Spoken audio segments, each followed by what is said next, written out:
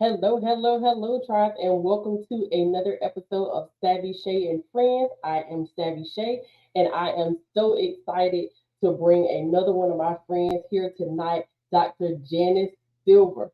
So I'm going to read a little bit about her because I know you all have been in anticipation like I have, and then we're going to go ahead and bring her in. So y'all get ready now because she is the real Dr. J. You think Julius Irvin was somebody? Let me tell you a little bit about my friend, Dr. Janice Silver. With nearly 2 decades of excellence in educational leadership, Dr. Silver has earned distinction as a National Education Advisor with Panorama Education. She has focused her efforts on helping schools and districts grow both their students and staff by implementing multi-tiered systems of support, as MTSS, having served districts that were as small as 2,000 students and as large as 28,000 students. She also greatly enjoys mentoring and connecting colleagues with resources to help them achieve their professional goals. Prior to her current position, Dr. Silva began her career as a high school teacher in rural North Carolina and later became a superintendent in Indiana. That's right, a superintendent in Indiana. During the years between, she served for 6 years in various curriculum and instruction roles at the North Carolina Virtual Public School, the second largest state virtual school in the nation. She continued her career as a director of technology for Herbert County Public Schools in 2016, where I had the pleasure of bringing her on board, and as the chief academic officer for a new charter school in 2017.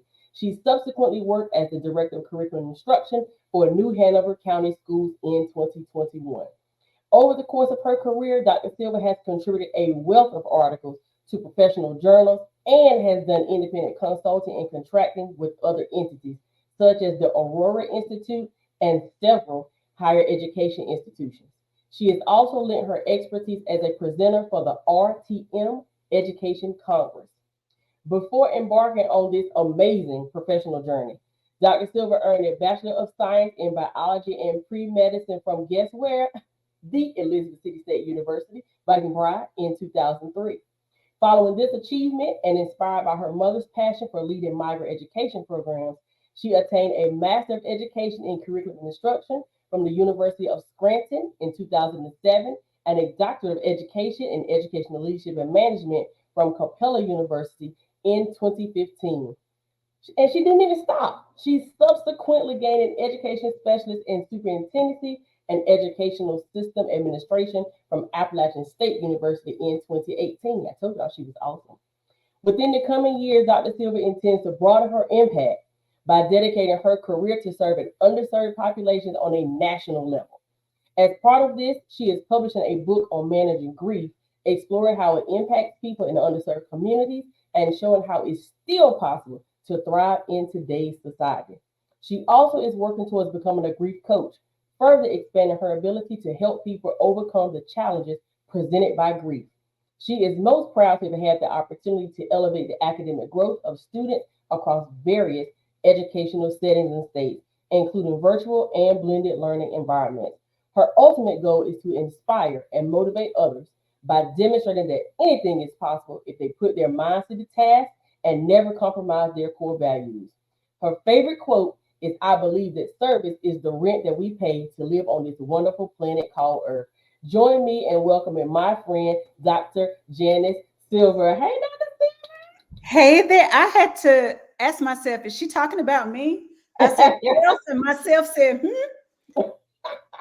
That's you, sis. You thank have you for done this some opportunity, amazing friend. things. Yes, I am so excited to have you. Now I read the formal introduction, so now I'm gonna do the condensed version. Let me tell you how I became friends with Dr. Silver. So picture it, 2007. I'm on a train called the MARTA that's down in ATL at the Avid conference, True and I see story. this young lady. She's not even talking to me. And I'm just mesmerized because this girl already at this point was a teacher, already had her master's degree, and was already headed towards leadership. And I looked at myself and I said, Shamika, you have to get it together, sis. Y'all are like 4 months apart in age, and she is doing it. And from that day till we reconnected in 2016, I have admired Dr. Janice Silver. So I'm elated to Oh, have you here with me on Savvy Shea and Friends. Thank you, friend. The feeling is mutual. The feeling is mutual. Yes, and before we get into the questions, I got to tell you that my favorite quote. Now I gave you her favorite quote, but my favorite quote from Dr. Silver, when somebody would come in and they would try to, tussle a little bit, she would say, "Try Jesus, not Janice." And when I tell you that thing has stuck with me from that day to this, I can't even hear anybody say anything different. It's a second part. Try Jesus, not Janice, because Janice will let you down every time. I love it. I Well, thank you so much. I want to delve right into the questions because the tribe needs to hear your story. So let's delve right on in. I read a little bit about your professional history, but tell us a little bit more in your own words. How many roles have you had in education? What were they? And most importantly, how did you overcome the anxiety of starting over each time? Well, I think you covered most of the roles. I will say that I was a high school principal, so don't want to miss that opportunity. That taught Yeah, me a lot. I'm Um, sure. been an adjunct professor before, so I'm no stranger to higher ed. Uh, Okay. so I think that those were the only two that were not covered. But one of the things I will say regarding the anxiety of starting over again, whether they assign it to me or not, I always put myself on a 90-day plan. Okay.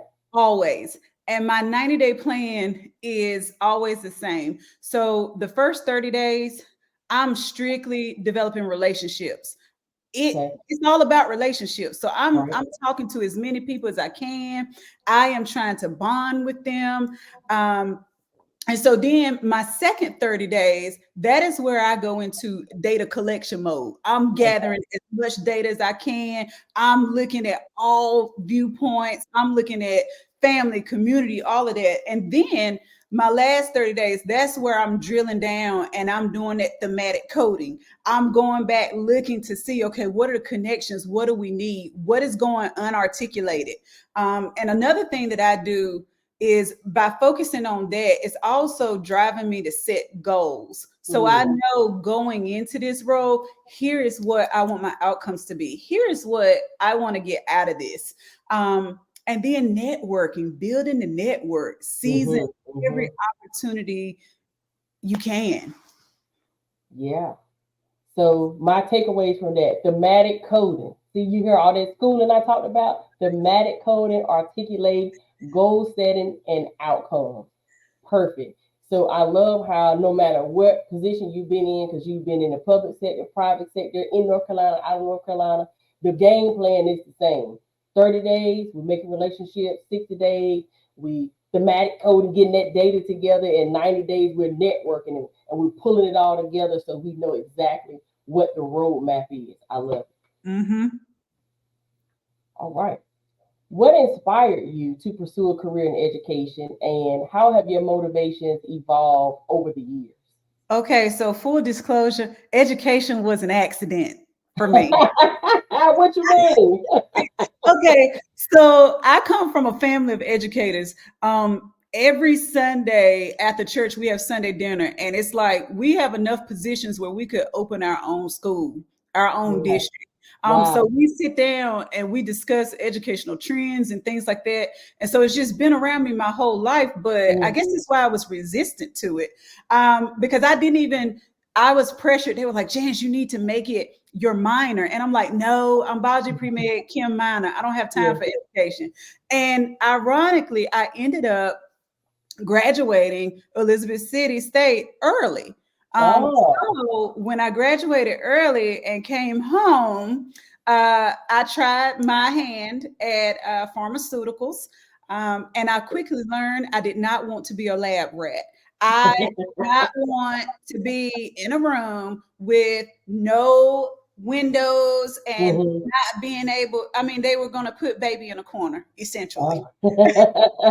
And the other caveat was I would be working every weekend and I have to be able to go Oh. to church on Sundays. I have Yeah. to. Like That's right. that's a non-negotiable. So given that, I kind of had to steer back to education. And so Oh. that is how I got into education. So and I just loved it. I ended up loving it, and just stuck with it. Uh, so that's how education. That's the one time that education was an accident.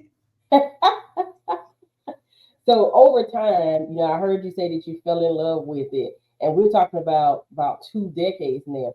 What continues to encourage you to want to stay in education as it continues to go through all of these changes that we've seen in the time that we've been in the field? I want to say that I helped shape the future. I know that sounds very Disney, but it's the truth. Like I feel like when I look at this current generation that we have now, my heart Mhm. breaks because Oh, they are having to endure situations that we did not, our generation mhm, did not. And mhm. somebody has to step in and give them the hand that they need.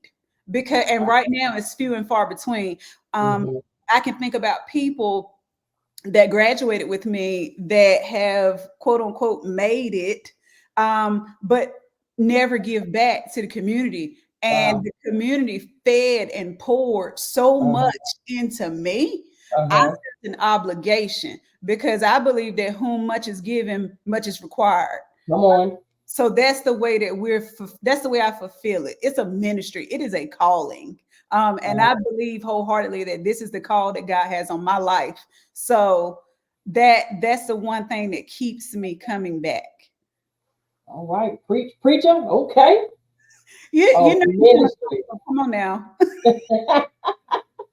I concur. It definitely is a ministry, and everybody has a gift. And I'm excited to hear even more about how you use your gifts over time. I love the fact that you are still passionate because it's not hard for us to be disheartened on the journey, especially as you continue to make transitions and evolve. And you go to some places and they're warm and they're welcoming and they love you. And you go Yes, to other places and it's like, Lord, why hast thou forsaken me?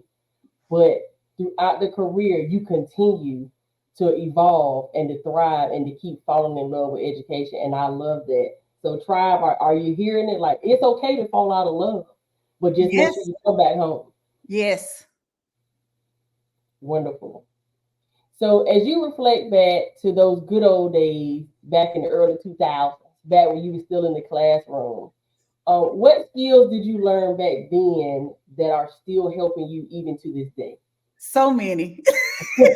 um, okay, so for one, if we got to drill down, uh, I would say active listening, Mm, active listening, and mm-hmm. listening for listening for things that are not necessarily being articulated. Oh, do tell. Okay. Yes. So my great grandmother, she used to have this expression. I see what's going on with my spiritual eye, and my spiritual eye don't lie. That was her phrase. Um, so I believe that it's something to that sense. Like when I would listen to my students talk to me, I would Mm-hmm. also listen for the things that they weren't inherently saying to me. Okay. Yes, I Mm. was listening to their heart. I learned how to really read people and understand what is going on to be able to draw those conclusions that they may not be able to articulate to me. Mm. And I believe that that is something that has helped me through the years. The other thing, you and I, we've had some deep discussions about this one: code switching. Oh, yes. Code switching. I first learned how to code switch when, and full disclosure, I grew up in rural Halifax County. Whoop, whoop. That's And home. yes, yes. And so when I grew up there wasn't a large amount of diversity. Mm-hmm. And I went to a district that was very diverse. Mm-hmm. Um, and so I had to learn how to code switch. I had to Mm. learn how to code switch. I mean, regarding whether it was culture, whether it was class, I had to learn. Mm-hmm. And I had to learn that, my language, my lesson, it shifted based upon whether or not if I was teaching an AP course, it Mm-hmm. would shift versus me teaching a traditional course, or whether it was inclusion or what have you. I had to shift to make Mm-hmm. connection to my students. And that's something that I really learned to hone that skill. The last one, you're going to love this one because we talked about this too. Uh-huh. I learned how to thrive in dysfunction. Woo! Talk about it. Yes. And that one skill set, that is something that I say on every interview, and it blows the panel away Yeah. because they're not expecting that. But if you know how to thrive when dysfunction is all around you, Mm-hmm. you can do anything. You can conquer anything. You can be successful in any environment. I Yeah. think that's the reason why I've been able to grow students and staff in Mm-hmm. a virtual environment, a blended environment, a brick and mortar environment, in North Carolina, out of North Carolina. I've done that, and there aren't too many leaders able to say that.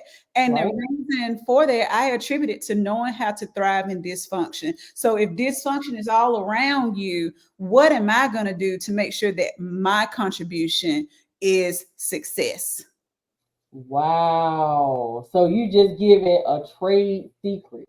Okay. Trade First, secret. let's talk about active listening, which is a skill that's going out the window totally because most people are listening to respond. Like they won't even let you get your sentence out and they're already ready to go and come back. Mm-hmm. Wow. That's the, and learn that from the students. From my students. Then you went into code switching. Now, code switching may mean different things to different people, but you know, you in this tribe, so you know what code switching is about. But I love how it's not just about what we think about racially with code switching, but also the different cultures in different schools and school districts and states, because every school has its own culture and identity. Every state has its own culture and identity. And when you're dealing with affluent parents, you have to deal with them a certain way versus non-affluent parents. So all types of code switching Yes. to get results.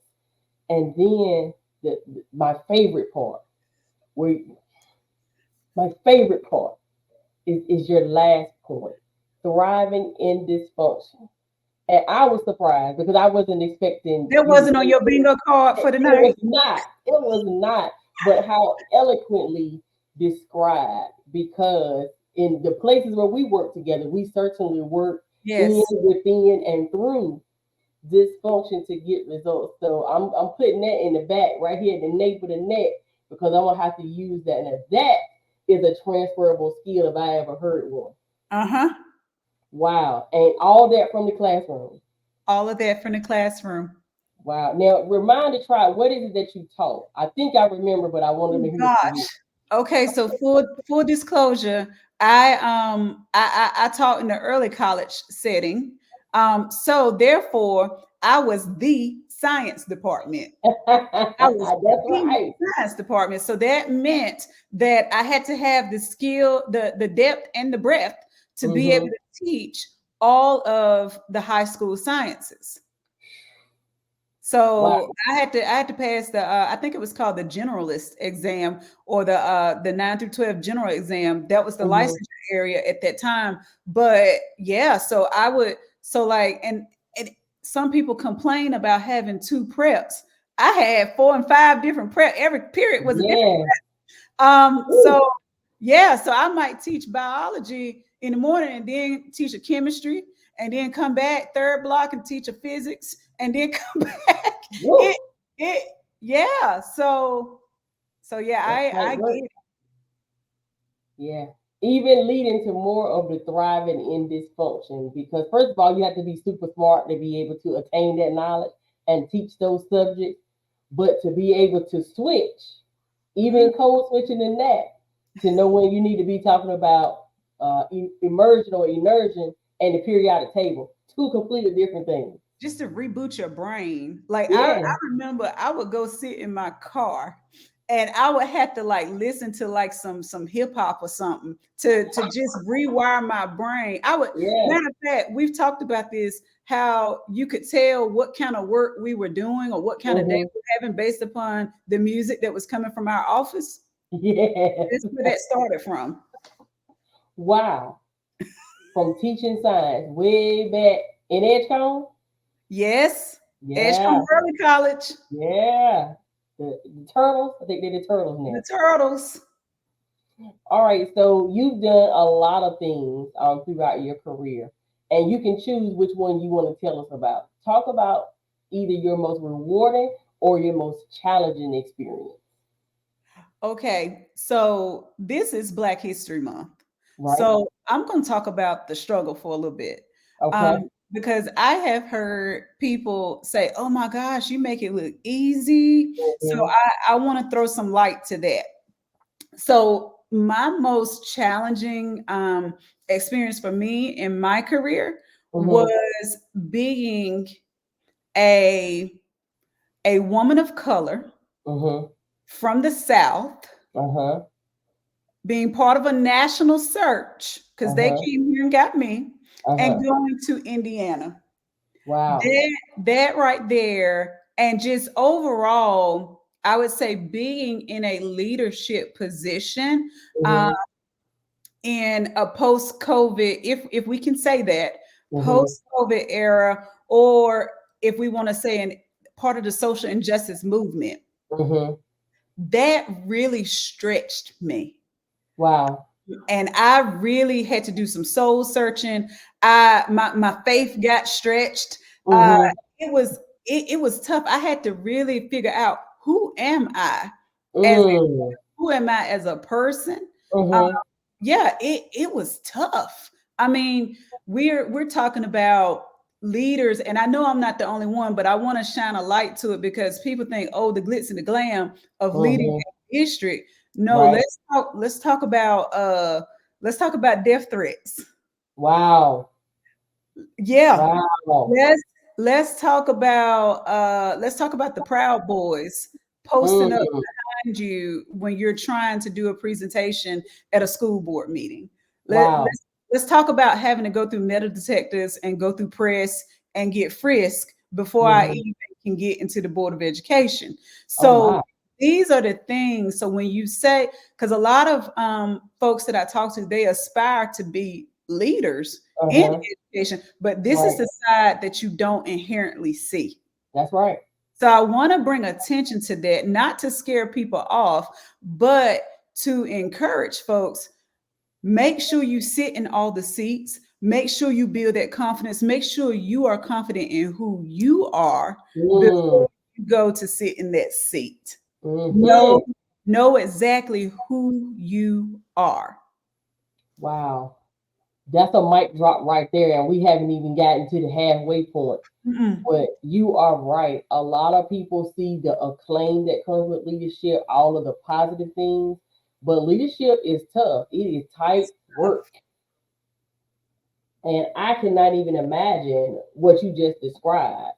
Oh, Going there and just trying to do your job, like the job that they have selected you to do. and there's no another it was an adjustment for me because I remember, having my bachelorette weekend in Mm-hmm. Vegas, and we had just flew in and we were at the airport, and I got that call, uh, Dr. Silva, we're gonna have to close the district. We need you to hop on a Zoom call. And I had to Wow. snap right back Uh-huh. into that mode and that Yeah. mindset and go and start the planning phases and drafting a plan on my bachelorette weekend. So Wow. I say this to say that there's no off switch. You're getting 3 a.m. phone Yes. calls. And I don't think that we share these things. We share this side of it. So I definitely want to put that out there because I wish that someone had shared that like all these things that were happening.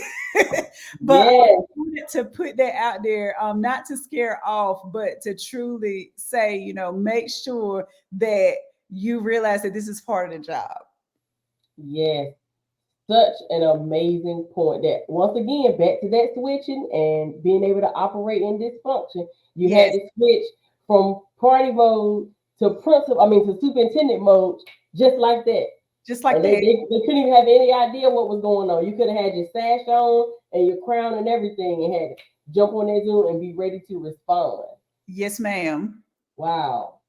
The plight of leadership. So, tribe, you're considering embarking on a leadership position, understand that there are two sides to every coin.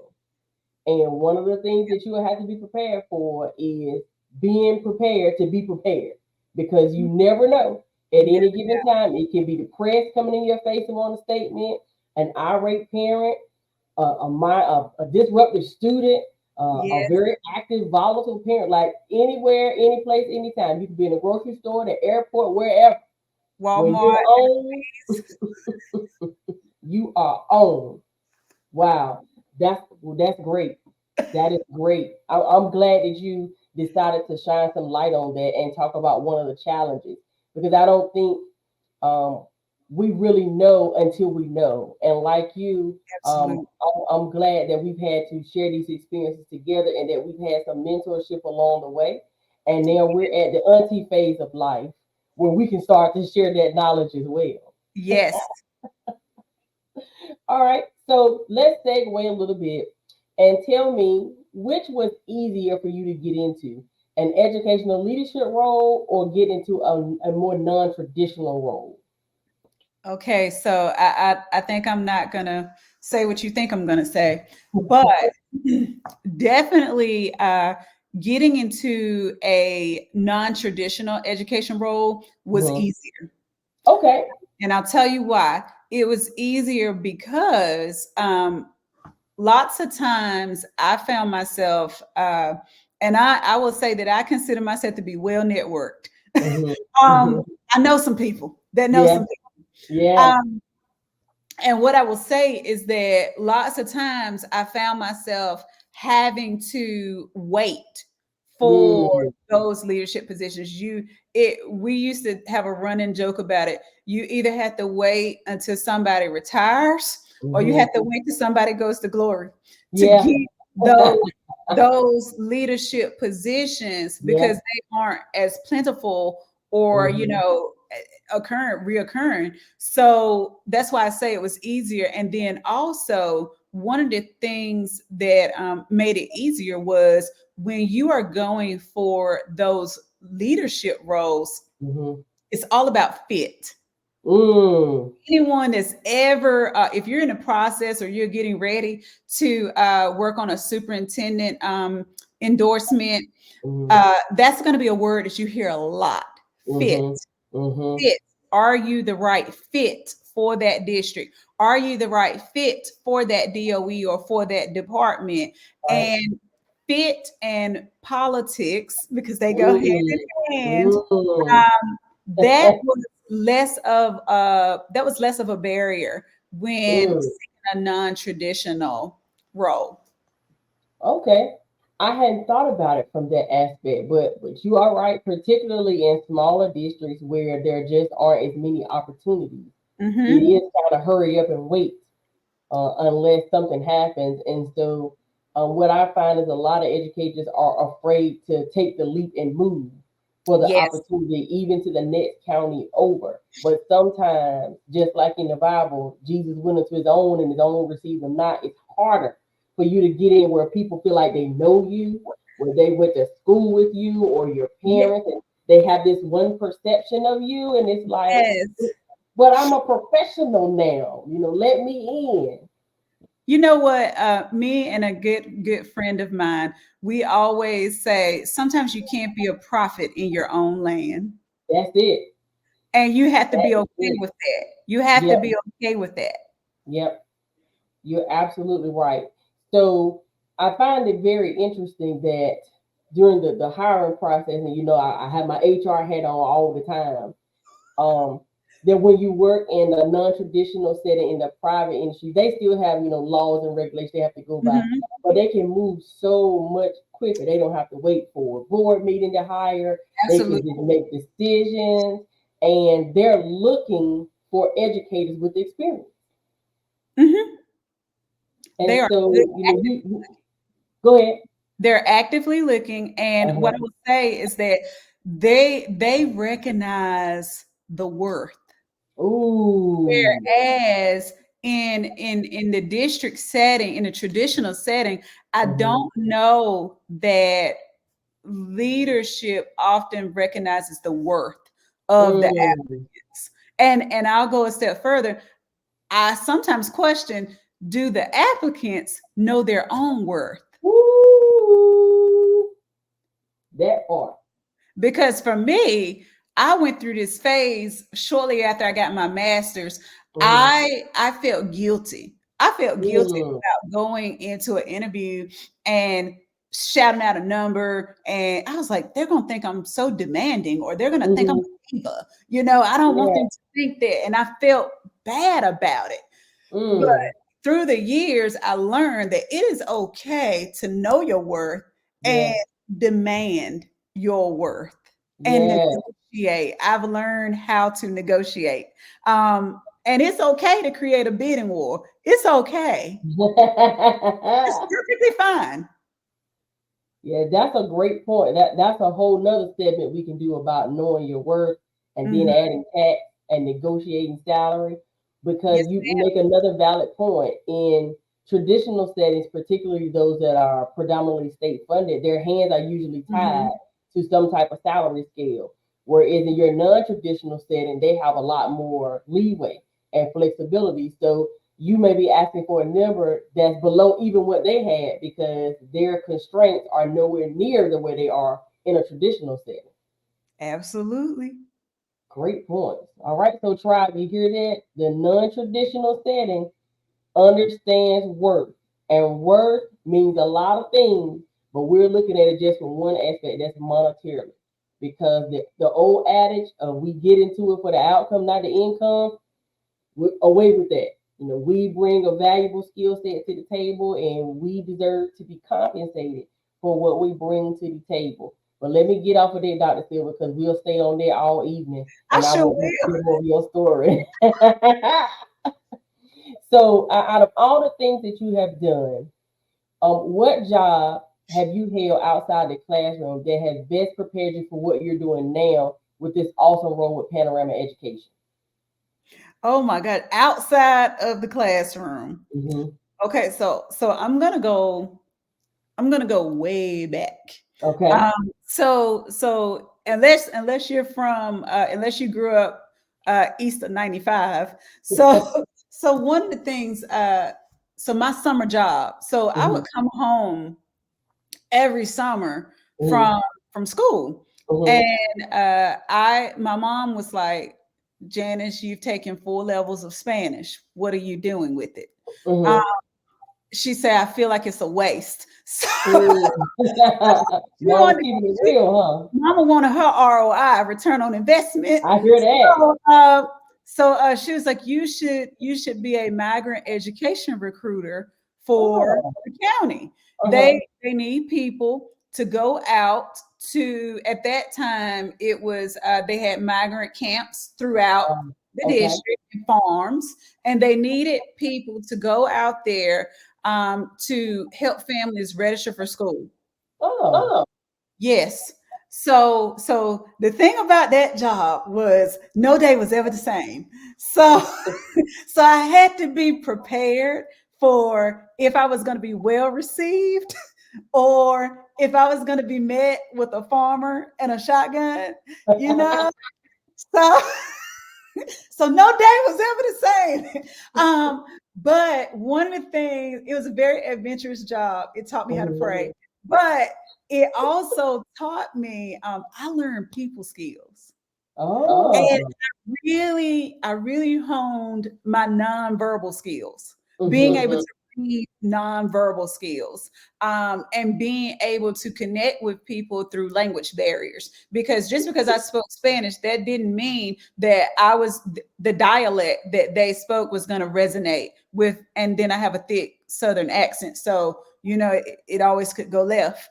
But yeah, and I once again honed in on the code switching skills, and also I learned how to be innovative. So I Ooh. always had to learn how to change my approach to be able to get these babies registered for school. So yeah, I had to get really creative when I would show up, and with my clipboard, I had to get really creative I would go get pizza sometimes. I would bring McDonald's. I would bring all kinds of stuff just to make sure that I could get the job done. So I learned other ways to maneuver. Wow. Wow.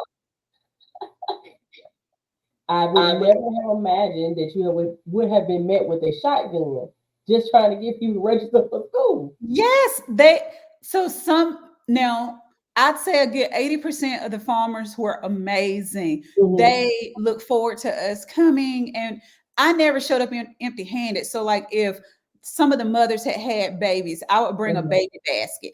I mean Oh, like, I would bring all kinds of things, and I would sit down and have dinner with the families because they would invite me to come do dinner with them and stuff, and that was amazing. But I say it was about a good 10% of the farmers that just didn't want us there because they didn't I don't know if they understood the real reason, or they thought we had ulterior motives. And I'm like, hey, I'm just here to register the kiddos. wow. Can you still speak Spanish now? I'm a little rusty.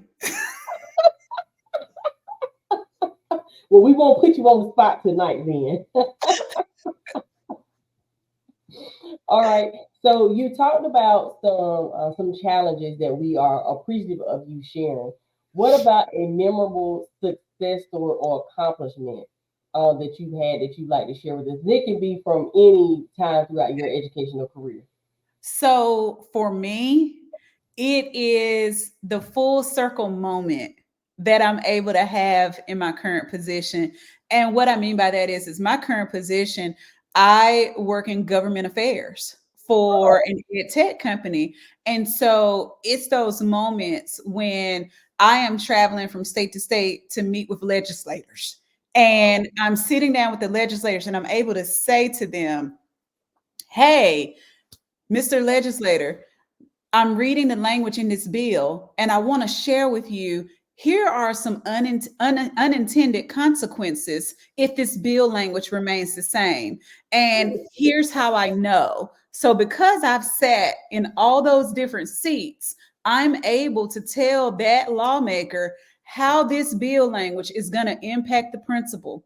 How is it going to impact the teacher? How is it going to impact the bus driver or the superintendent? Or how is this going to impact student support services and curriculum instruction? How is this going to impact the technology plan? So I'm able to speak to all those things because I mhm, sat in all those seats.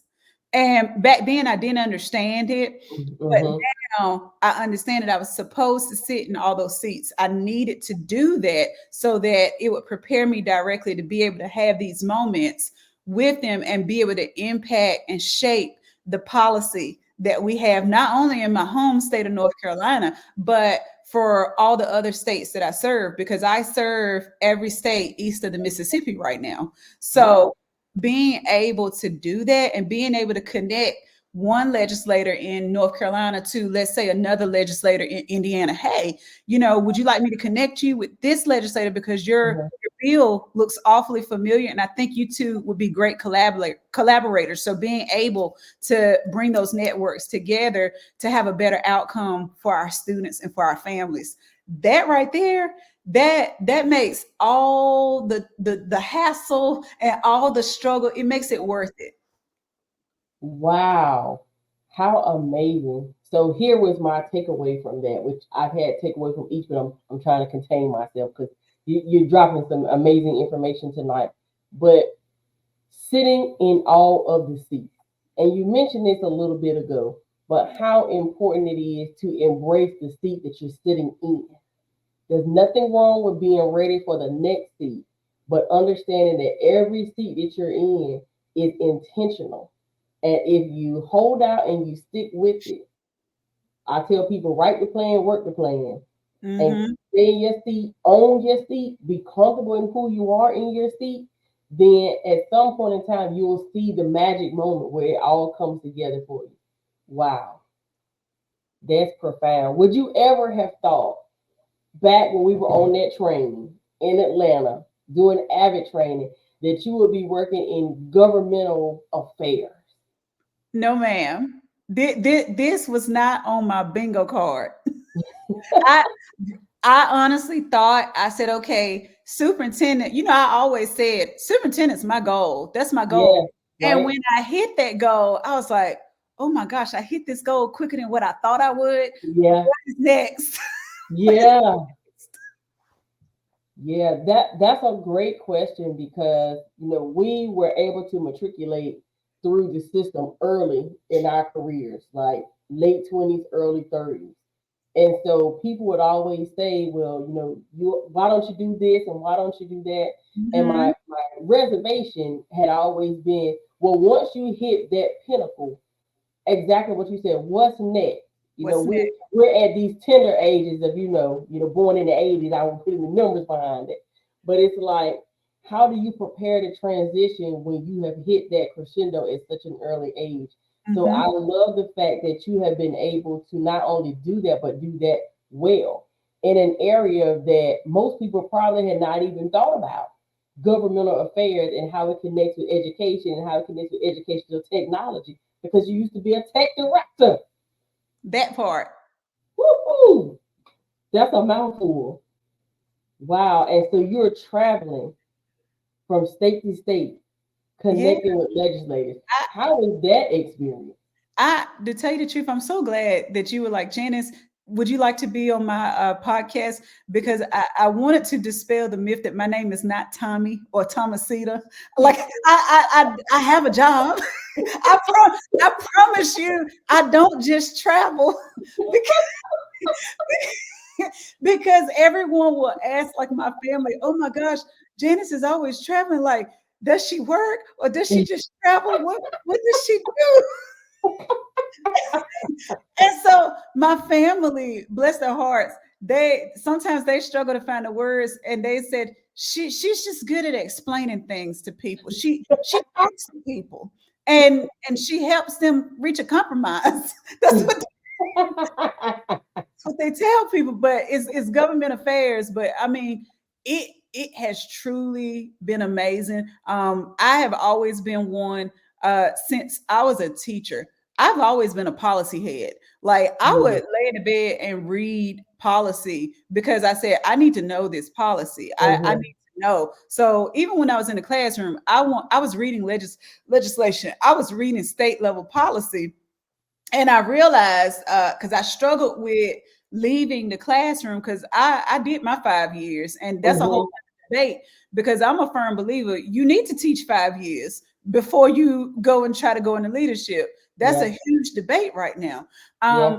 But I struggled with leaving, and the only reason I left and I went to DPI was because I said, this is my opportunity to help shape policy. This is my Mm, opportunity to shine a light to what is really going on in the classroom, mhm, mhm. what is really going on currently in the Yeah.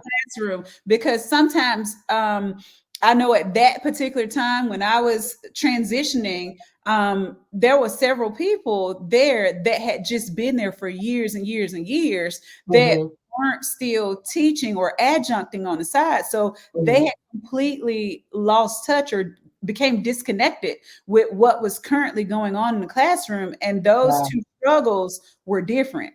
Yeah, yeah. That's So true. yeah, that's another thing I would say. Read policy. That's the Yes, stay in the know.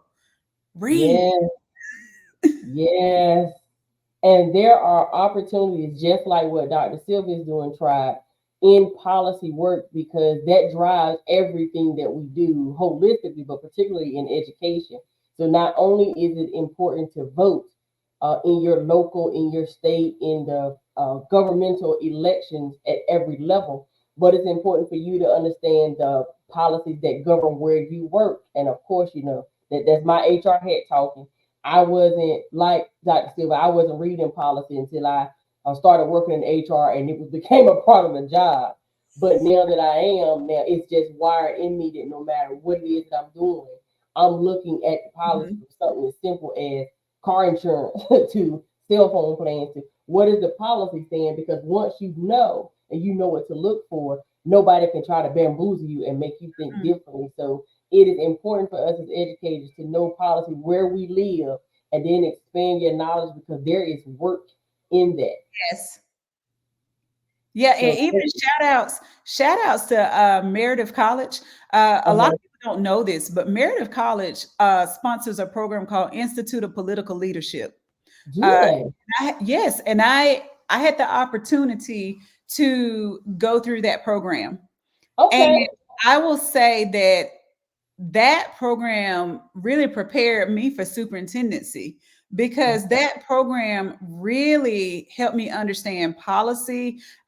We did press training, how to speak to the press, how to write press release. They Wow. really prepare you to run for office. Oh, okay. Yes, they prepare you to do that. And a lot of those skills that I learned in that particular program really helped set me up nicely for Hmm. district leadership. Wow. That's great information. I'm gonna have to put that down in the chat so that the people watching can see and learn more about that. And this is not sponsored by Meredith, but I'm gonna give that to y'all for free because it's gonna help us all. So you've already talked a lot about transition and some advice you would give to leaders or aspiring leaders. But what other advice would you give to someone who's ready to transition in education in general, whether it be into leadership, into the non-traditional sector? Just like give me a $1 million sentence. What would you tell them that they need to do to prepare right now? Okay.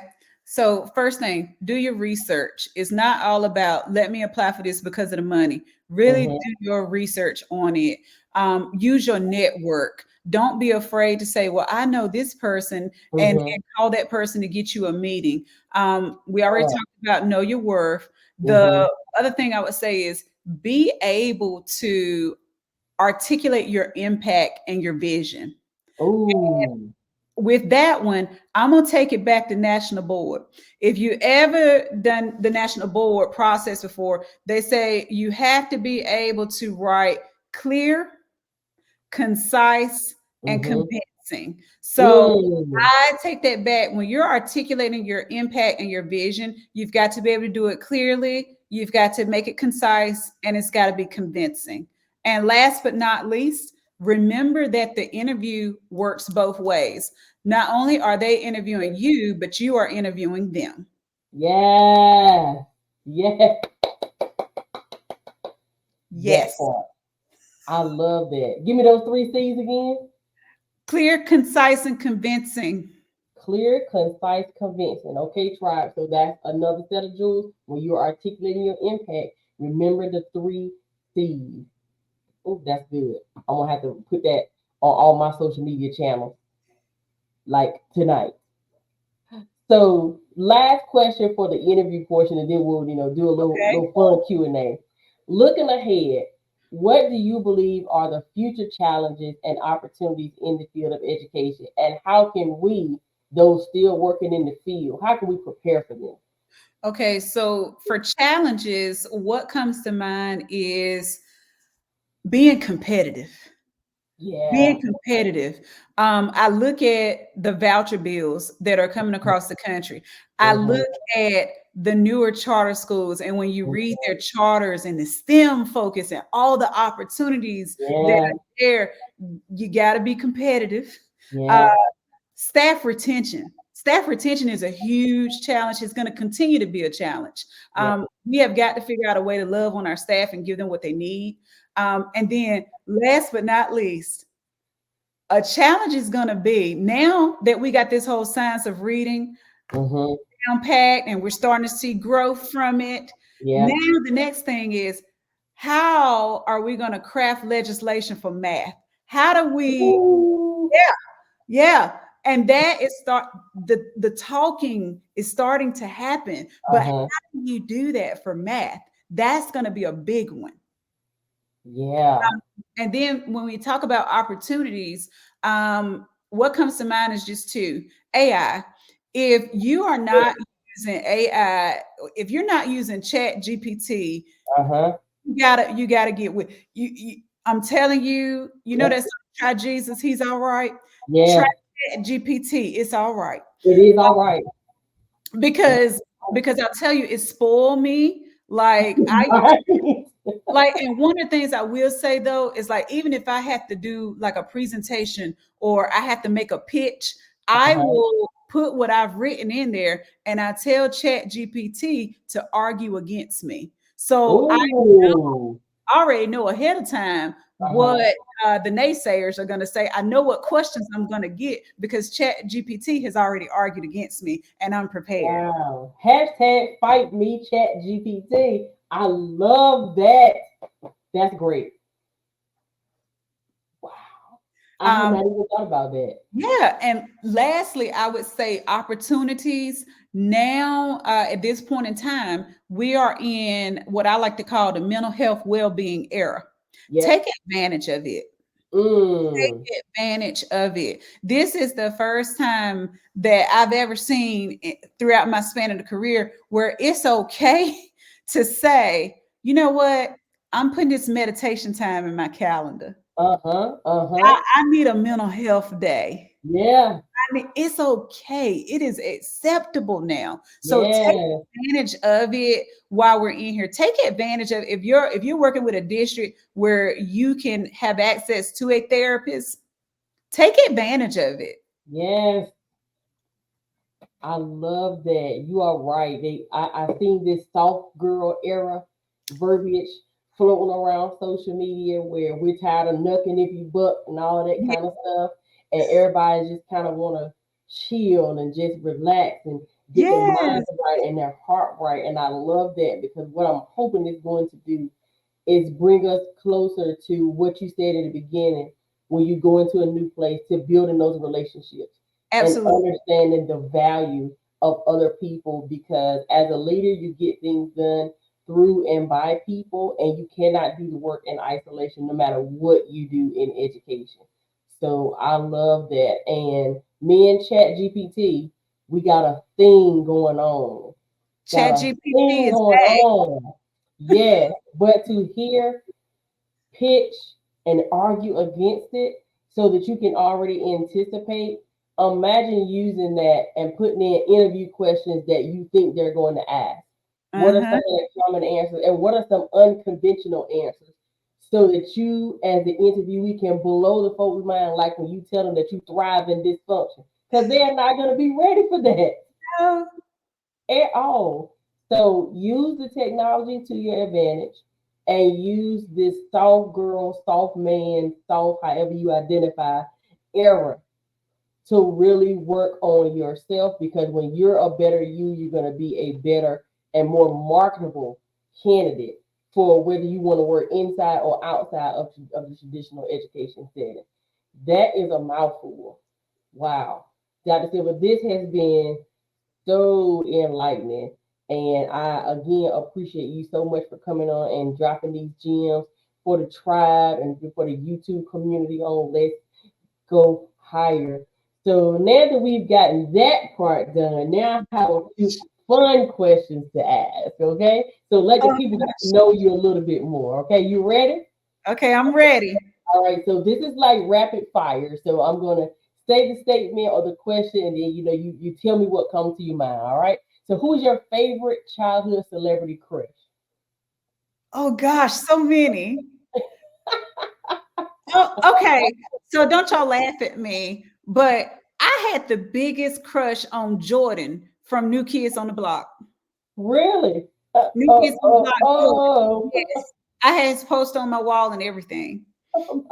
Jordan from New Kids on the Block. Okay, Jordan okay, from New I can Kids on the dig it. Block. All right, what's your secret talent? My secret talent. Mm-hmm.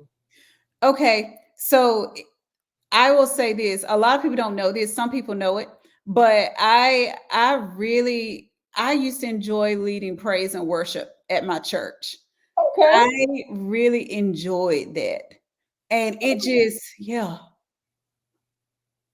That was definitely a secret because I did not know that. I thought you knew that. No, I didn't know that. All right, how about a person you would trade places with for a day? Ooh, oh my. That yeah, I'm not ready for this. Uh I if I had to change a person I would ooh, there is so many. Oh my gosh. I can't. It's too many. I can't narrow down to one. Uh, I'll tell you one thing though. I Uh-huh. would definitely love to be in the mind of Kamala Harris, Vice President Kamala Harris. Oh, okay. I I would definitely. She's one. Her and Stacey Abrams. Okay. Okay. Yep, Stacey Abrams. I would like to pick her mind. Yeah, Yeah. those would Yeah. be my top two. Okay. All right. How about the weirdest job you've ever had? Oh, so the weirdest job I ever had. Okay, so me and my best friend, we decided at the time that we were going to get a summer job together. And Uh-huh. so we were camp counselors. And we got locked outside of the building and it was like 98 degrees outside. It was, and we didn't have our license yet. So it was yeah, that was memorable. I bet so. All right. How about what is your guilty pleasure? Okay, my guilty pleasure is reality TV. I am obsessed with all things Real Housewives. I Okay. will sit there and I will watch it all day, every day. Okay. I can dig it. I used to be really, really into like Nene Leak. That was Yes, my girl back when it first came out.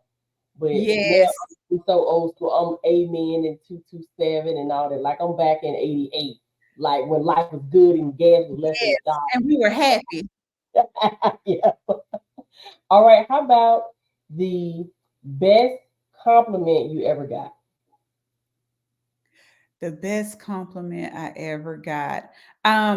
So I had published some research at the Hmm. time, Hmm. and this researcher that I followed actually ran into me at a conference, and I was so impressed that he had read my article that I published, Ooh, that's and yeah, so wow. that was quite flattering. Oh yeah. Yeah. That's cool. All right. How about what's the worst advice you've ever gotten? The worst advice I ever got. Uh-huh. Uh, hmm. So there was this one time that I had. Well, there's one time where I cut my hair in like a Chinese bob, and Uh-huh. everybody was like, "Oh my gosh, girl, you so cute! Oh my gosh, oh my gosh!" And my daddy was like, "Janice, you look a mess. That ain't it. That ain't it, girl. That ain't it." Um, Yeah, so that and all my friends had hyped me up to do that at the time, but yeah, he let me know that that won't it. Well, you gotta love family for keeping it real. So you And gotta you keep know, it mine real. keeps it very real. They keep me grounded. How about the best advice you ever received? Mm, I've had so many pearls of wisdoms dropped on me. Oh my gosh, I can't narrow that down to just one. Um, Oh, wow. I would say the best piece of advice I was given was by my grandmother. Okay. So my grandmother, she used to say, "Can't died a many years ago. I was at the funeral." And And again, the thing yeah, is not and in my their and my vocabulary. grands, my grands at the time, they were like in their late 80s. So they were literally old enough where I had to think about that thing, like, were they really at the funeral? But yeah, and we just were not allowed to say can't.